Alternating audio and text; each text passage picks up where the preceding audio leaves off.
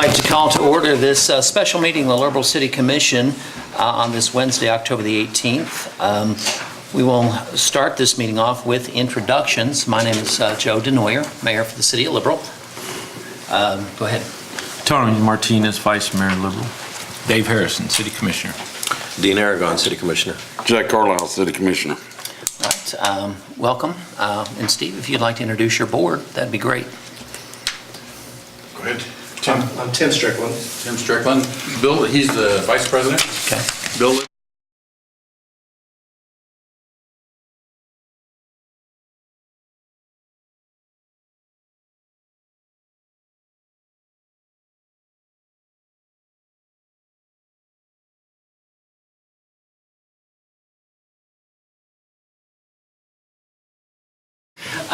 We're here tonight to discuss the STEM jet. We have, it's been a few years since this has landed, and we had the grand opening or the arrival ceremony of the STEM jet.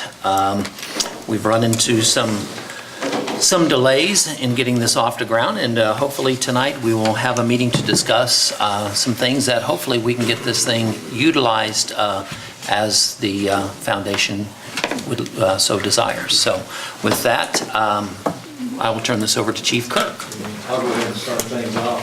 I also want to say thank you to everyone for being here tonight, and thanks to the commission for putting it in this public forum. And like Joe said, our purpose here is to discuss the STEM jet and the Learning Jet project. Kelly, I'm sorry, I forgot to have this side of the room introduce themselves as well for those that may not be familiar with who you are. I'm Kelly Kirk, the City Fire Chief. Cody Revere, Fire Marshal. Kevin Kirk, Building Inspector. Skeety Bolton, Deputy Fire Chief. Thank you, guys. Sorry about that. Just kind of as an opening statement, this is a project that seems like it's ebbed and flowed since the plane got here in 2014. And prior to the recent primary election and after that, it's become a very controversial issue. Just to go off on the script a little bit here, up till June of this year, I didn't think that we were doing anything from the fire department standpoint. We were kind of waiting to talk to you guys again. Just throw that out there. But I know a tremendous amount of work and effort has gone into this on behalf of the foundation, and I hope that you trust that a tremendous amount of work that went into it on behalf of the fire department and the building department trying to research this thing too.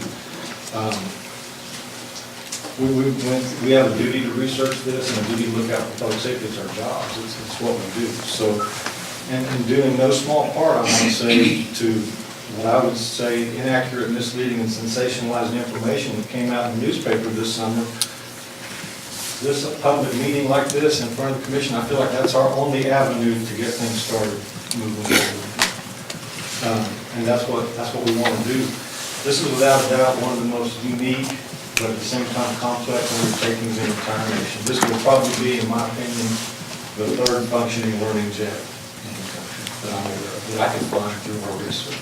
We know of two others that are being very successful right now, and this will be the third.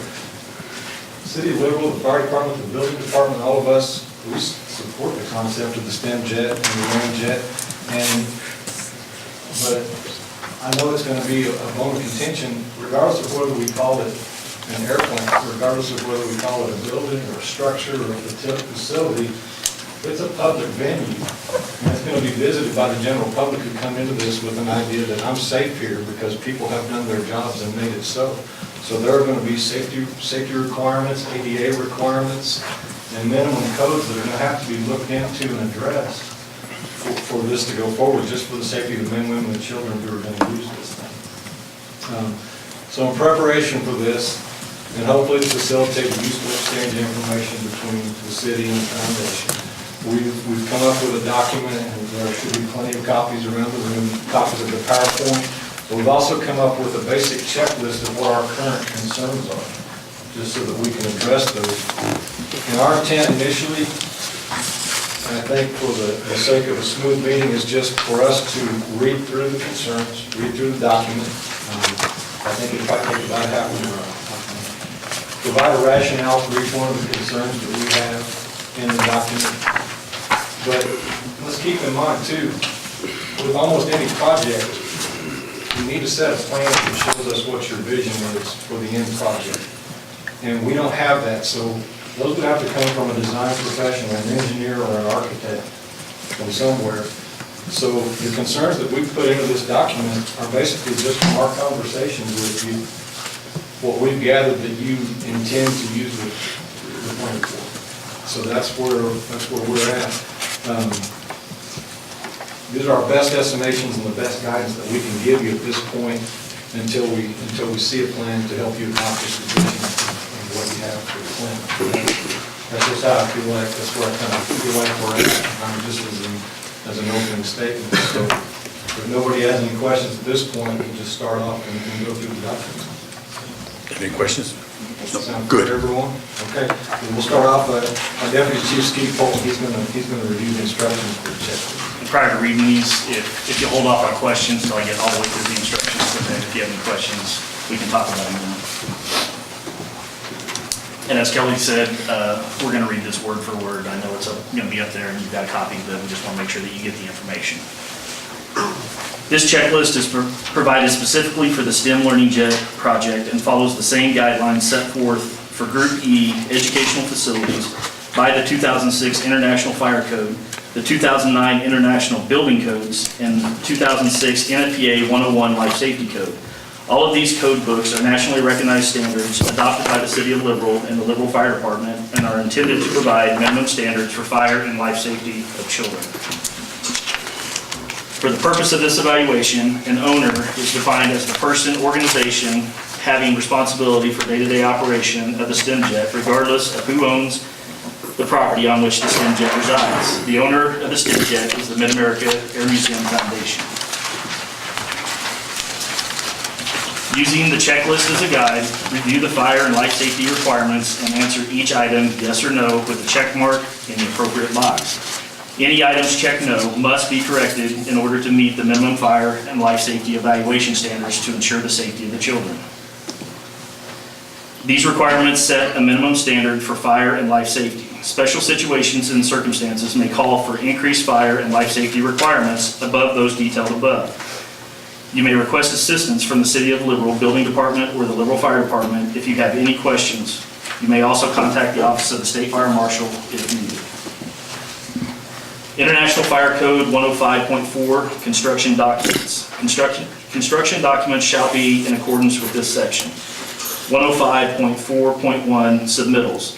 Construction documents shall be submitted in one or more sets and in such form and detail as required by the fire code official.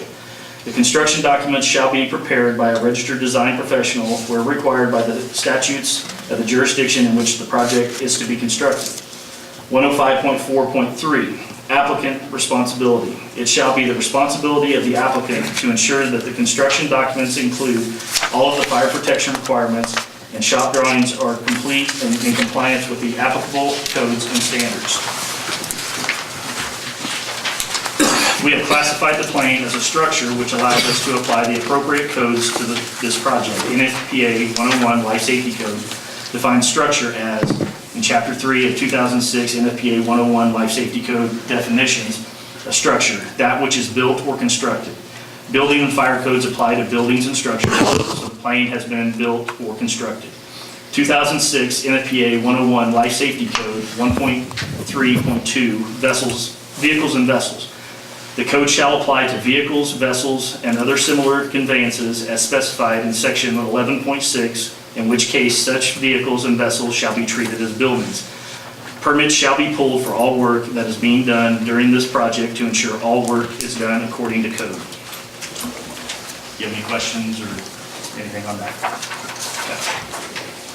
All right, on the project planning, since the aircraft's occupancy type is changing from a cargo plane to an educational occupancy, the structure is required to comply to all codes adopted by the City of Liberal and the Liberal Fire Department, as stated in the 2006 International Fire Code in the change of use or occupancy, section 102.3. No change shall be made in the use or occupancy of any structure that would place the structure in a different division of the same group or occupancy or in a different group of occupancies unless such structure is made to comply with the requirements of this code and the International Building Code.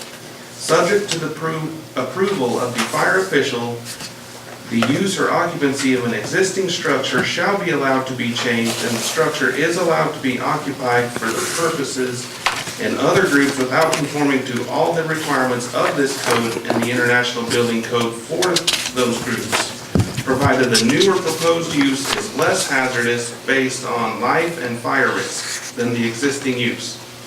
Going from a cargo plane to a classroom to house school-aged children, the proposed use has become more hazardous. All right, we're going to move on into the checklist portion now. I'll read our concern, I'll read the reasoning. If you all have a question after the reasoning, we'll be happy to answer it then. If you come up with some later, we'll answer them as you come up with them. Okay? All right, checklist item number 1. Have construction documents prepared by a registered design professional been submitted? These should address what the structure will be used for, and the stamped drawing will determine the occupancy classification. The reason for this concern: the importance of the stamped drawing is to provide inspectors a vision of what the project will look like once completed, which is needed for inspectors to know what codes apply and how to apply the codes to the project. Without the plan, inspectors are left no choice but to guess what codes might apply to your project, delaying the project. A code footprint will also be required per KAR 22-1-7. Good to go on? Go ahead. Okay. Item number 2, currently, is there insurance on the structure? Reasoning: there needs to be insurance on the structure to cover accidents, damage, or destruction, fire, weather, etc., and to provide protection for the Air Museum, which the structure is located next to. Okay, item number 3. Have fire safety and evacuation plans been developed and submitted? These will address what to do in case of a fire, what to do in case of a tornado, and emergency communications. The reasoning: there must be a detailed plan laying out the procedures in emergency situations such as fires, tornadoes, active shooter, etc. The plan shows steps have been taken to ensure the safety of the children and all who occupy the structure. This plan will also designate procedures for notifying and summoning emergency responders. Item number 4, will children have access to the cockpit? The reason is, the concern with children in the cockpit would be that they need to be supervised while in the proximity of all the switches and controls of the aircraft that may or may not be disabled.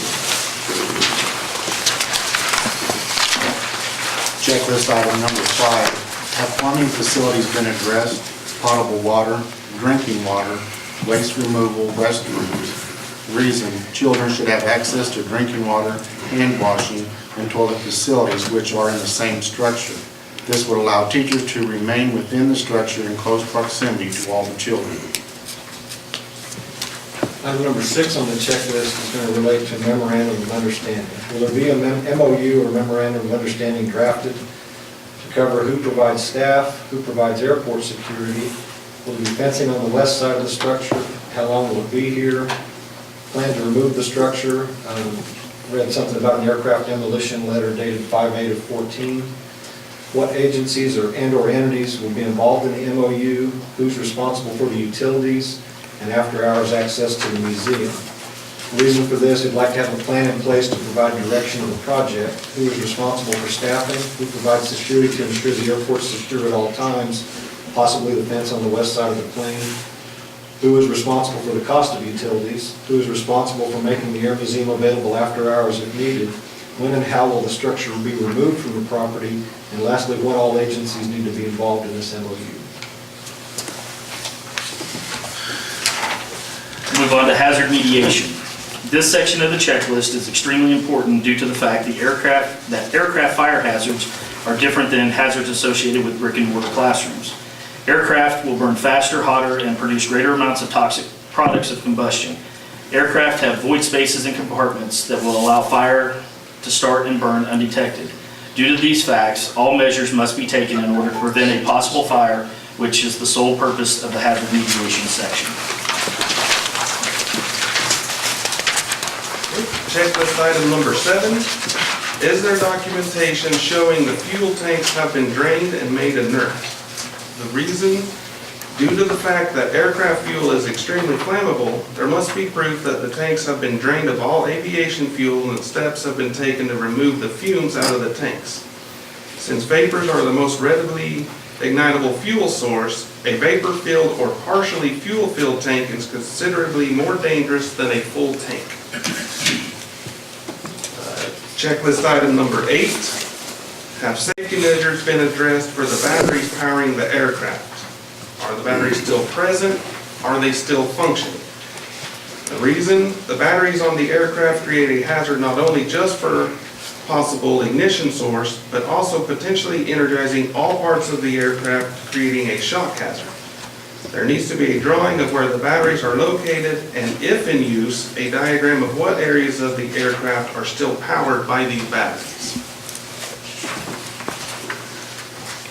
Checklist item number 9. Have safety measures been addressed with remaining petroleum oils and lubricants? Reason being, the petroleum oils and lubricants remaining in the aircraft need to be addressed.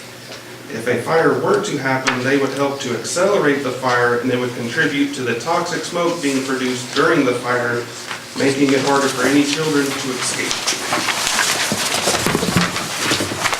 Item number 10 on the checklist is have the aircraft been secured to the ground to prevent moving. Reason for this, the aircraft needs to be secured to the ground to prevent it from shifting positions. With high winds common to this area, the aircraft moving will create tension on the stationary power line, which will eventually cause weak points in the line, creating potential fire hazard, electrical short, or shock hazards. Checklist item number 11. Have no smoking signs been installed? No smoking signs need to be installed on the inside and outside of the aircraft. This seems like a simple thing, but again, in hazard mediation, we are simply trying to alleviate any potential ignition source. Checklist item number 12. Is there a plan for daily safety checks? This would be trash removal, exit and egress passageways, doors working properly, and emergency lighting.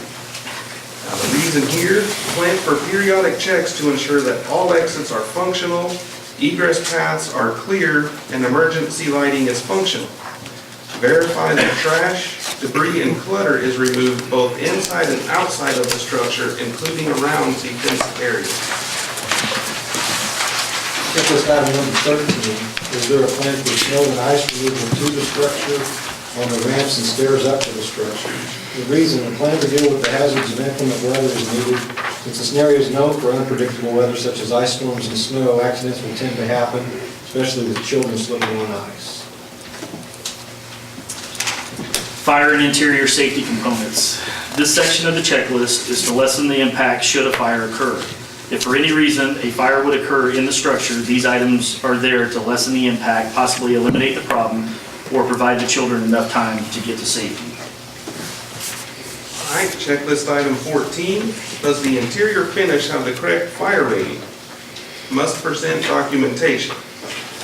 This is for furnishings and decorations. The reason, the interior of the structure must have a fire rating. This rating is to reduce the ability of fire to burn the material, as well as reduce the amount of smoke that the material produces while burning. Documentation must be provided to show that materials used on the interior of the structure meet this rating.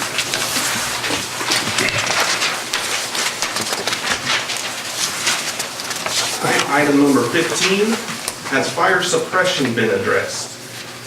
Fire suppression refers to what measures are in place to put out a potential fire. If a fire can be extinguished while it's still in its beginning stages, the children in the structure will then be able to safely evacuate. Item 16, have fire alarm and detection systems been addressed? Fire alarm and detection systems are to warn all children early in a fire, allowing them adequate time to vacate the structure quickly. These systems need to be hardwired into the electrical system. With airplanes burning so quickly and violently, early warning is a child's best chance for survival. Number 17, have ceiling height issues been addressed? Ceiling height is important. The higher the ceiling, the higher the heat and smoke will go, allowing for cooler, cleaner air to remain on the floor area. Getting the heat and smoke higher above the children allows them more time to safely move to safety.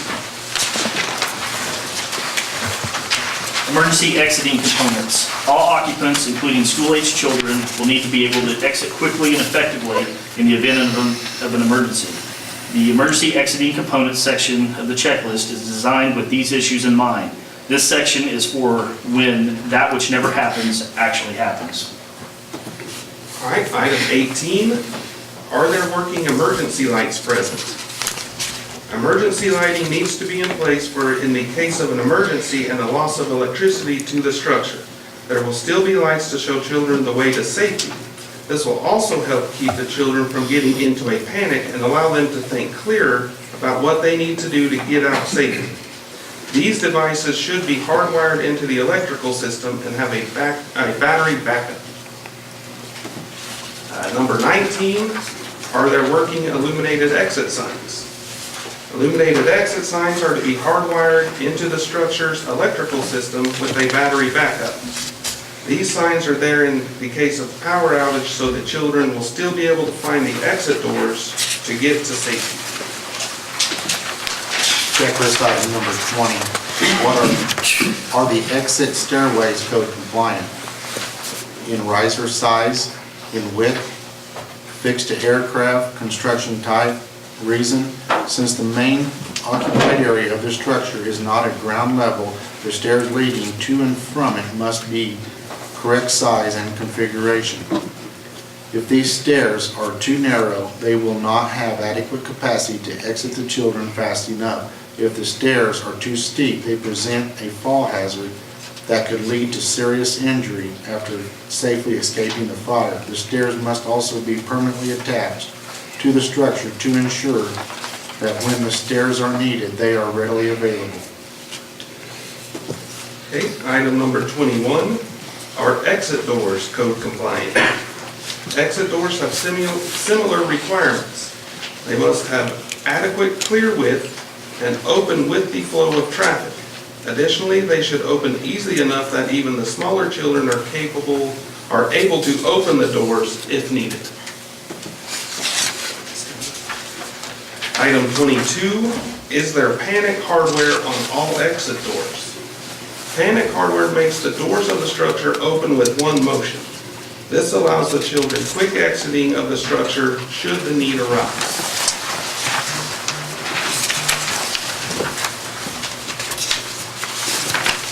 All right. Item 23, will there be an aisle to allow access from one end of the structure to the other of at least 30 inches wide? There needs to be a clear aisle from exit to exit on the interior of the structure. This also allows for quick exiting of the structure and gives children enough room to move freely while in the structure. Checklist item number 24. Do you intend to make the project ADA compliant? Ramps, entrances, exits, facilities? Reason, the intent of this requirement is to ensure children with physical disabilities, impairments, or limitations can independently get to, enter, exit, and use the facility.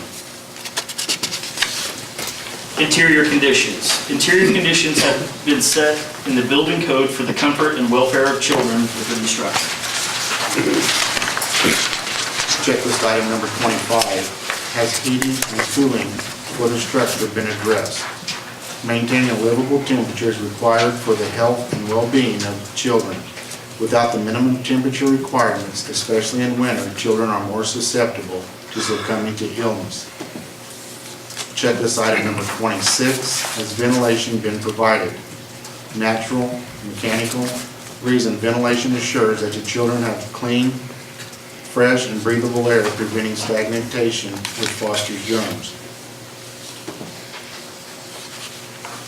That's it, that's the 26 items that are on the checklist. Just kind of sum things up a little bit. The city of Louisville, the fire department, the building department, we're committed to working with the foundation on the project. We provide this checklist of items, concerns, and requirements, and ultimately the goal is to ensure that the STEM learning jets completed the code and provide for a safe learning environment for the children that they serve. The safety concerns listed above are a small portion of the minimum standards set forth in both fire and life safety codes. The intention of these standards is to allow every child to fully and safely participate in all the activities. Now that we've finished that, I hope we can have some good discussion back and forth and student perspectives and your foundation. I know we haven't talked very much probably since last year. And I'll say this, and I've said this before to a lot of people, we issued you the letter, we sent a letter, I think Cody sent it to you, Bill, Right. on November 15th. If we could change one thing, we'd add to that letter, can't approve this for anything until these concerns are addressed, to maybe not make it. But essentially, at that point, we thought you guys were working with State Fire Marshal's office. And we kind of got blindsided on October 4th when the State Fire Marshal's office handed it back to us and said, this is on you guys. And we just really didn't know what to do. So that was kind of a, hey, cease and desist for a little bit and give us some time to look this over, because we really felt like you guys were working with them. And we thought that was the guidance that we were able to give you. We're not experts in this field, but, we try to do our research. And so once we issued the letter, and I think our next correspondence was that you guys were going to have a meeting in January. So we didn't know if you had attended, what you had decided at your meeting, whether you decided to keep going with it or anything, until we read the paper in June. And that's when I realized that things had gone wildly off track. So to be honest with you, from my perspective as chief of the fire department up to that point, I thought the foundation liaisons were working with our fire marshal, and I thought things were meshing all right. I really didn't realize things were so as rough as they were, I guess. And from our side, we got the airplane in, we got the project going, we got building permits, we had electrical inspections. We thought we were doing our end of it okay too, so I think there's some confusion on both sides, because we thought we were complying with all the necessary regulations with the permits and inspections, and we got all done, we're ready to open up, and then we ground to a halt. So that's where our confusion on our side's coming from. That's where we need to start talking. Okay. To figure out what. Well, good. Your checklist items are understandable. I agree. So if you don't mind, I'd like to start with the hard one first. Because if we can't get by this one, we're got big problems. And it's checklist item number 17, have the ceiling heights been addressed? The airplane's 7 foot 2 inches tall. We can't make it any taller. Your code says 8 feet for a structure. We're an airplane. We're, other than sawing the top off and jacking it up, we can't comply with that. I'm not an engineer, but I've been a firefighter for 26 years, and I think Cody and Skeety and probably Kevin will back me up on this. The codes are always there, and we have to focus on the intent of the code, and there's almost always, without fail, acceptable alternatives. There's different ways to skin a cat, so to speak. Yeah, we can't split that plane and make it taller, and we're aware of that. Right. And it's within inches of being correct, and we've consulted the State Fire Marshal's representative here for Southwest Kansas. And again, I don't want to try to engineer your project for you, because I'm not an engineer. Right. But I know that there are things such as maybe a smoke damper that could be installed with a fusible link in the roof, that if the temperature at ceiling level reached 160, 170 degrees, just like a fire sprinkler, the solder on that link lets go, that thing opens a 4x4 hole, the heat, products combustion go out, and it accomplishes the same thing as an 8-foot ceiling height. It's a little bit of expense to put that mechanism in probably, but I'm sure an engineer, or, if you, as I look at the picture of the plane, the Sun and Twin Jet in Lakeland, there's some kind of an apparatus in the ceiling of that thing, and I almost wonder if it's not a smoke evacuation vent or fan or something like that. There are ways around that. I mean, that's not a, let me just say this, the 7 foot 6 inch height, that's not a deal killer on the fire department side. Okay. We didn't we've got exits at the door, we've got one at the end, we've got an exit over the wing. I mean, it looks to me like we're gonna be able to evacuate that airplane in 20 seconds. Just be completely honest with you, I don't think we can count those over the wing exits. because we're putting them out on a wing, you gotta, just like when you're in a building and you're leaving in a stairwell, you have to be in a protected corridor. And they gotta get out and get to the outside of that thing. So really, I think we're only gonna be able to look at your rear exit and front exit. But I also think maybe we can do something with exit capacity. We're planning, kind of going off of the drawing from the VOTEC that shows 47 people, and we don't disagree with that number. What if we were to limit the occupancy to 30, and we do have adequate exit capacity then? Now our biggest concern is that we'll need to address our, once we get them through that door, where are they at? Because that little 22-inch wide, 12 by 12 stair down the back, that's a tough one for little kids, kindergartners, first graders. For adults, maybe, the panicky fourth graders, when they're breathing smoke and they're coughing and gagging, and that's what we have to plan for. And then the front exit, people go in and out of that all the time. We got to put them out maybe on some sort of a ramp with some good solid stairs. And I think, I don't want to speak on behalf of the building department, I think those are going to be able to be built of wood, and they're going to be permanent, they're going to be fixed so they can't be moved away, so that all of a sudden they're not there when we expect them to be there. But they're probably going to get something built out of steel or something non-combustible. And that might be where you can address the ramps for the ADA and put them on landings and bring it down. I really feel like we're not going to be able to use the wing exits, but I think based on the proper number of people, we already have adequate exit capacity of the plane. I know being a cargo plane, it's not probably, I'm not an aircraft expert, you probably forgot more about planes than I'll ever know. But, I think that's been probably designed for a crew of 6 or 8, maybe. In cargo configuration, just the 3. But in passenger, they'd have the 3 crew members and then 3 or 4 flight attendants. Well, the FAA, I think, wants them to evacuate a plane in like 90 seconds. Yeah. That's an emergency consideration where you're deploying a blow-up ramp and telling people to jump and sit, and slide off this thing. We have to think, because we have an at-risk population that's probably going to be, we're talking young children now.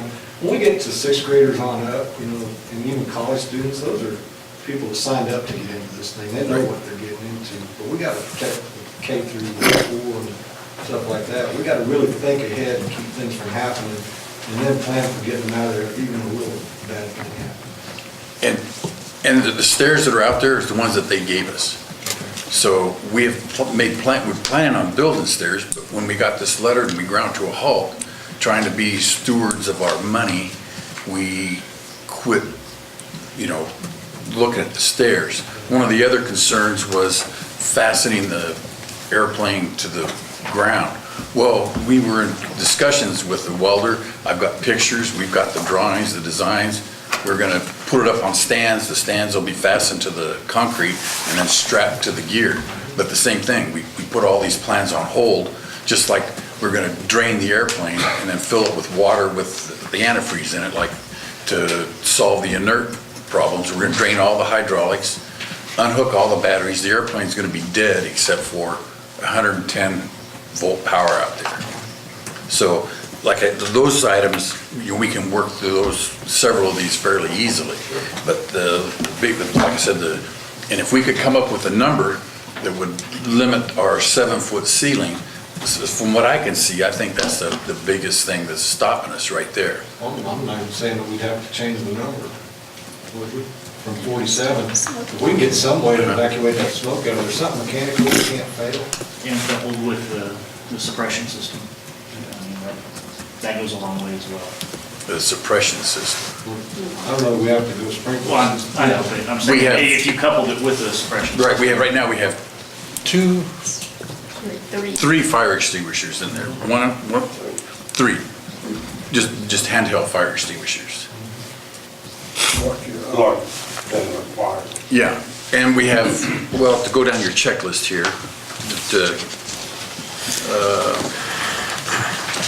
emergency lights present. Yes, there are, front and back.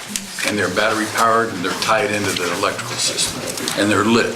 We've got the exit signs too. And we got the exit We knew a signs. lot of this was there when we just. Right. So, some of these are fairly easy. The stairway is going to be code compliant. Yes, what we were hoping to do is build the stairs wide enough and then down to comply with the codes for right now. And then maybe in a year or so, if it looks like it's gonna go good, then the plan was to add a lift on the side of the stairs, but we really weren't planning on putting money in a lift until we make sure this deal's gonna work. Because, that's gonna be pretty expensive, and if it looks like it's working, well, then we're gonna, then we can, put a lift on it. But build it wide enough to, accommodate that lift, so we just have to add it, So, panic hardware on the exit doors. The other the rear doors stay down, and we just close the inside door. The front door, has to come in and then turn and go out. So I don't know about this panic hardware too much. I don't know how you do panic hardware. There's a big handle, and it's clearly marked, rotate the It handle. requires some next, you gotta, Yeah, I'm not positive a little kid could do it. I mean, I know there'll be adults in there, but maybe something along those lines, and again, I can't.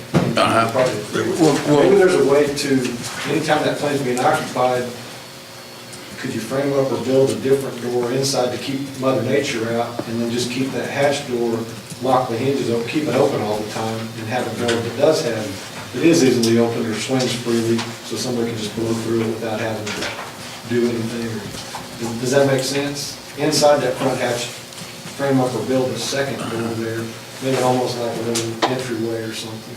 And then you can lock that. A storm door, you lock that hatch door open, and block it over where it can't close, because that's the tricky one, that's the difficult one though. And then just something to keep the weather out that moves freely, that if somebody did need to evacuate fast, it's the same as panic hardware. Yeah, we were kind of hoping just leave it unlatched and just push it to where it halfway seals. And then if you open it, just, that way it wouldn't be latched, so nobody'd have to work the latch, just pull it, open it up and walk out. That's something that we could definitely discuss going forward. Yeah, well, maybe go out and try it and see what the weight is, and you guys can look at that. And that'll probably be something we're gonna want to talk to somebody about our paper and see what they think. Okay? All right, well. Okay, the other big item was, I saw, well, can we start at the beginning? Construction documents. We just had a plan drawn up with the contractor, correct? We submitted that plan and got our building permit. The building permit was actually obtained by the contractor. Contractor, Yes. okay? So we do not have a construction document. We do not. We do not, Issued to us. okay? Well, construction, we're just talking a set of plans, set of construction plans. That's what we need. Okay, and it said stamped, is that by an engineer? You buy an engineer, and that's. Engineer or architect could be a licensed design professional. Okay. That's how we go by, we apply the codes to how he draws it out. And Peter Earls is the one that did that for us. Oh, Pete Earls did it. Okay, so we're close already. Pete Earls drew up our original floor Not plan? the original. When that was asked for after the state fire marshal got involved, when VOTEC redesigned the plan, Yeah, and Peter Earls actually oversaw it. okay. So The that's, plan's not actually a construction document. That's just, it shows a picture of the plane with measurements from the top and then one from the side. We need what the plan, or the plane's gonna look like inside when it's finished. And actually, once you get that guy, or girl, whoever's doing it, they will address all of these items. So it's gonna make it very easy for you, once you get your design professional going, all these questions will be answered by them, because that's what they do. And the ADA compliance, you're going to be hard pressed not to find an architect that won't, or engineer that won't put that in. It's the first time you have a kid sitting on a runway that can't go in and be part of his class, and there'll be some trouble. okay. Okay, On I have that two. one, just a minute, on that one, can't you get a portable lift? And we'll out there and put him in the portable lift to put them up If you to, provide some way for them to get in, then you can bypass some of the ADA codes. You know, I believe Florida, they have firefighter station that brings kids in and out of it. Yeah, that's, They're, yeah, they're actual airport firefighters that are there all the time. that's what we were told, we talked to them, was their solution to the ADA compliance is that when they do have an ADA child to be on there, they're gonna bring 2 people and assign them to that kid while he's in there and put him in a stair chair, him or her, take him up into the plane, and those people stay with that child and get him out of there. Please don't ask us, we can't commit to that. Come on. That's just something good. And I'm not ADA expert, but perhaps that is an acceptable alternative to address your ADA concerns. And a lot of times you'll know before the children come, who's, if you got a handicap, so you can plan for something of that nature. Okay. Like item number 4, will children have access to the cockpit? We were planning on it, yes, but the airplane's going to be totally dead. So if they're up there flipping switches or doing whatever they're doing, absolutely nothing can be going on. That kind of ties back into the batteries, and we don't think we're still gonna be live. No, we left them live because during the construction, we wanted to be able to fire up the APU and then open that door while they're working on it. So now the door is closed, it's been silicone shut, sealed shut, so we'll take the battery clear out, and then the APU, it'll be completely powered dead anyway. Okay? Okay, next one is item number 5. Plumbing facility's been addressed. We were not planning on putting bathrooms in there. We went and measured some of the schools on how far they had to go, didn't we measure? And then we're about the same distance from the classroom that they are to because our bathrooms are located right there in the middle of the museum. So sure, they'd have to go out and go down the stairs, and that's why we put it right there next to that walkway, so they go in the side door and go straight into the bathroom. Building code requires that, you know, be in the facility, on the premise. And, you know, you're gonna be running these kids in and out of inclement weather, trying to go to the restroom. That's just a concern we have. You know, your design professional could design something that would work, whether it be just right outside the door or inside the plane itself. Okay, so that, what you're saying, then that's gonna be a requirement. Yes, sir. It requires a male or female, 1 to 50 people inside the plane, so, or a child. Then it requires a drinking fountain, 1 to 100 children. And then it requires a service sink for 1 child or more.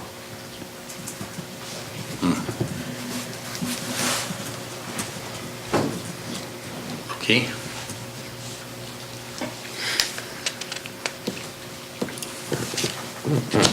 All right, MOU hazard fuel tanks. All the other ones I looked at, I think we can work through. It's just the ones that we got problems with, looks like, is item number 5, and the ADA, the stairs, and number 17. Anybody else see any? No, we don't. Would you go hand these out to some of the board members? You already got it? But there's additional checklists with those for your foundation members. There's 2 documents there. Same checklist, just with your different form. Bill, I'm sorry, did you say that one of the issues was the number 20, the exit stairway codes? Exit stair. I'm just trying to mark my Exit stairway code compliant. Yes, we were planning on building the stairs, but not the lift right this time. Okay, I know that you said that there were just a couple of things, and I think I missed one, so. Yeah, I just,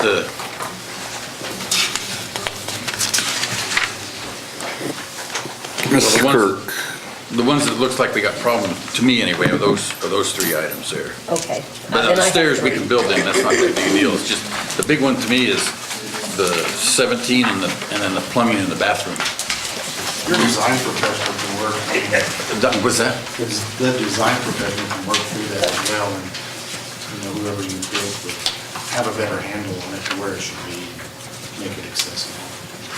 We'd be more happy to work with you as well. What you can do. Mr. Kirk, thanks for having this, but at the start, you said there's 2 other places that are doing this? That I know of, the 2 that are in operation would be St. Paul, Minnesota, and Lakeland, Florida. And have you talked to both those? Yeah, we've been in contact with both of those. Can we have a report on what they're doing and how they're doing it? Basically, they don't want to share much information, but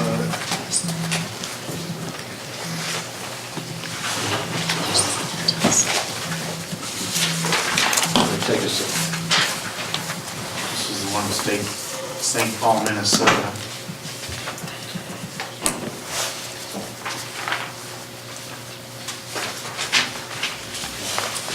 I thought I might have something here for a phone call.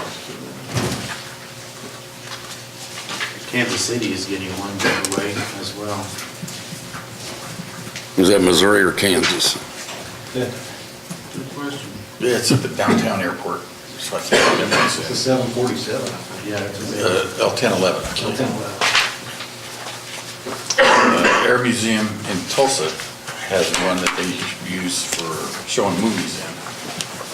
Like a theater? Yeah, it's I think it was a DC-9. MD-80. MD-80, yeah, okay.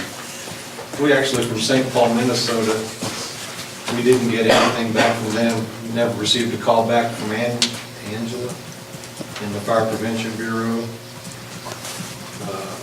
Beaver Creek, Ohio, they're still waiting to decide how to proceed with theirs. The one in Lakeland, Florida, they just sent us a PowerPoint, and I can get you a copy of that, a PowerPoint of their project. It's pretty good. Top Lakeland, shelf, where? Lakeland, Florida, the Sun and Funds. Was that the one you said it looked like they had something on the roof of it? Yeah, as you kind was of, talking about. as you kind of go through the, and it may be an air conditioner, for all I know. Well, it could be. But there is some sort of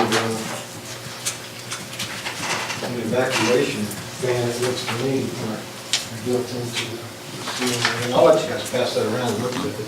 Willie can get you a copy of the PowerPoint. Oh, it does look like it's got a big order sheet up here. Almost like something to evacuate things. And I got, everything probably has a dollar sign attached to it, so this would just be something mechanical that, like a smoke damper, something like that. Spring loaded. Be spring loaded. I think so. Just like Figured it's gonna the opposite of a roll-down door in a restaurant. It has a big link from the fire truck that hits the door. This is just being loaded down. And that's just, to go back to your question, I don't really necessarily have a report from each one. Okay. As far as what fire codes, they weren't too willing to share, actually. Like, I think asking, can we get to see a copy of your plans or something like that? Apparently they paid for those and they don't want to part with those, so. It's a little bit surprising that they were willing to talk about it, but how much information they weren't really necessarily willing to share about how they got from point A to B, so to speak. You were telling me, Kelly, yesterday that the one in Florida, how is it secured to its facility? And then also, isn't it sitting on private property as well? Yeah, it looks like they moved it to Aviation College, and they built a home for it, poured some piers in the ground and backed it onto those piers and anchored it down. I think what you're talking about as far as anchoring it. Yeah, here's some pictures of it here. Is that from Lakeland? Well, I don't know, but this is what we got to use for our design. I wouldn't envision anything that exotic. We just need something to keep it from Right, but you can see shipping and tightening that we it, fasten it to the ramp and then you strap the gear legs so that the, See, again, I'm not an engineer, that's only about anything I would have thought of.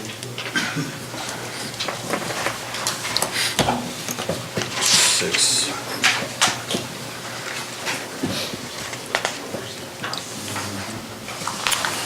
Anyone else have any questions or concerns? I just would like to state, I want to thank you guys for coming. I think we've made a lot of headway here tonight. I think we've got a very doable project. Sounds like a lot of the checklist has already been completed, and our staff is willing to work for an equitable solution to get this thing up and running. So I commend you guys for working with this and for what you guys have already done. Now, if we just can come together and get this thing off the ground, not literally, but I think it's a doable project. So I like the idea of that second door. I like the idea of a spring-loaded exhaust, and that would eliminate the need to raise the ceilings. I mean, I think there are ways, even as far as the plumbing and the bathrooms, I'm sure there's a solution that a designer could come up with that would be satisfactory to meet codes. So I think this is an excellent project, and I commend the Mid-America Air Museum Foundation and staff for finally getting together on the same page, and hopefully we can get this thing off and running. So I can think of very few times that we can't come up with some kind of an alternative where we can't meet the intent of a code. you bet. Even when it comes to ADA, I've got a daughter that's handicapped, and there are ways that you can do things to get them in and out of even if you've got the 22-inch stairs, even if you took those stairs and widen them, which is already in existence, and maybe lengthen them a little bit so they're not so steep. I mean, maybe a little cheaper than building a whole brand new set. So as long as the welder is certified and not Joe DeNoyer trying to weld up something, we should be fine. Okay, one more question then. As we work on this checklist, who's our point of contact for it? I'd like to keep it at code, Okay, to be honest. all right, very good. And if you need us to come to your foundation meetings, we'll do it. Kelly, and could I ask that Cody or whoever keep the sitting commission, whether it's between now and January or after, up to speed on where things are progressing and things like that, so the commission knows how things are moving forward. So, thank you.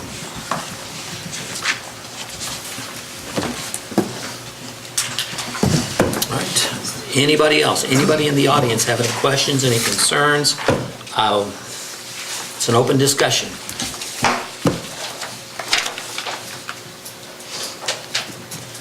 We all just like church mice. I just say thank you for getting these two groups together. Well, I see us going forward and getting where we want to be. We're one community. We all need to work together for the betterment of our community, whether it's a STEM jet, whether it's an economic development project, or whether it's whatever. You do better when you work together instead of talking behind each other's backs. Let's just meet face to face. Just out of curiosity, I'd like to know, because we hear from our side that maybe y'all don't want it or whatever, I'd like the commitment from those of you that are in this room is the decision making. Do you want to see this go, or do you want to see it fail? It would certainly help us a lot. We've already obligated many dollars right now. We're willing to put forth whatever effort it takes to get it going. But if you're saying that you really don't want that facility here, then we're not going to be able to achieve that. So if you want to, any of you want to make a commitment that you're for it or against it? We'd like to know as a board if you are for it or against it. Well, I would say tonight's meeting, coming together, meeting face to face, is a commitment that we are in favor of the STEM jet project. I would say that is a given here tonight with the checklist and being willing and able to work together. I think that is a commitment from the city staff and the commission that is currently sitting here on moving this project forward. I cannot speak for the commission beyond January, but I know this commission is ready to work together to make this thing work. It would certainly help us a great deal if you people could commit and tell us, yes, you are for it, or no, you're not for it, and then this would be a mute project. We wouldn't have to worry about that. It doesn't seem like a lot to ask. And if this is something that you'd like to see in the community, or it's something that you would not want to see in the community. It's a fair question, I think. Can we ask that question and get a commitment? We're going to be looking at a memorandum of understanding, which is the city's commitment. Once that is drafted, it'll be signed and it'll be voted on and signed. And that'll be in writing that we are committed to the project. So we'll work together to get that memorandum of understanding, put the contact points, as lined out here. But yes, Don, I believe that once that document is in front of us, we will vote on it and have it signed, so you have a signed copy of a memorandum of understanding between the city and the foundation. So That'd be great. You bet. Doug, you have a question? No, I say, thumbs up. All right. Anybody else have any questions, concerns? Anything else? Gentlemen, looks like there's something. Is there a motion to adjourn? Meeting adjourned.